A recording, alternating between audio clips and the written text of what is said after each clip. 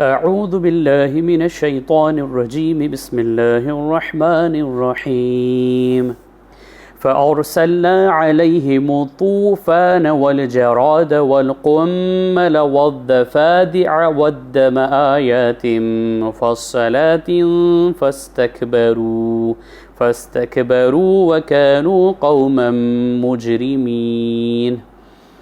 سورہ اعراف آیت نمبر 133۔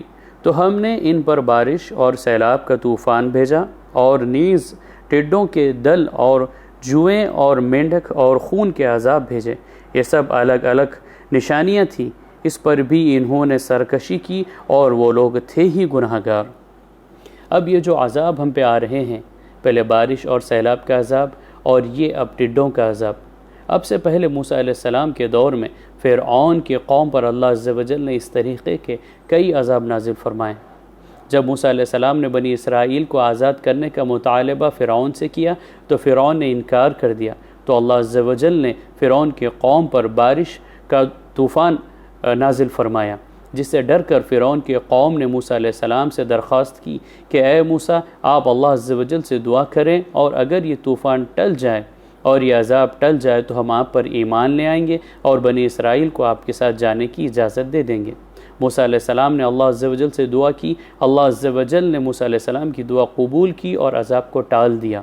عذاب کے ٹلنے کے بعد فرعون کے قوم نے اپنے وعدے سے مکر گئے اور پھر اللہ عز و جل نے ان کے اوپر ٹڈوں کا عذاب نازل فرمایا۔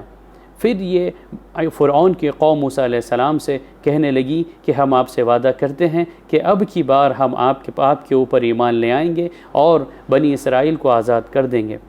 چنانچہ موسیٰ علیہ السلام نے دعا کی اور اللہ عز و جل نے پھر عذاب کو ٹال دیا، مگر فرعون کی قوم نے پھر وعدہ خلافی کی، جس پر اللہ عز و جل نے ان کے اوپر جوؤں کا عذاب نازل فرمایا، پھر اسی طرح اس کے بعد میں مینڈکوں کا عذاب نازل فرمایا اور اس کے بعد میں خون کا عذاب نازل فرمایا۔ خون کے عذاب میں جب کبھی یہ پانی کو ہاتھ لگاتے تو پانی خون میں تبدیل ہو جاتا۔ اس کے بعد بھی فرعون کی قوم نے عبرت حاصل نہیں کی تو اللہ عز و جل نے فرعون کو اور فرعون کی قوم کو دریا میں غرق کر دیا۔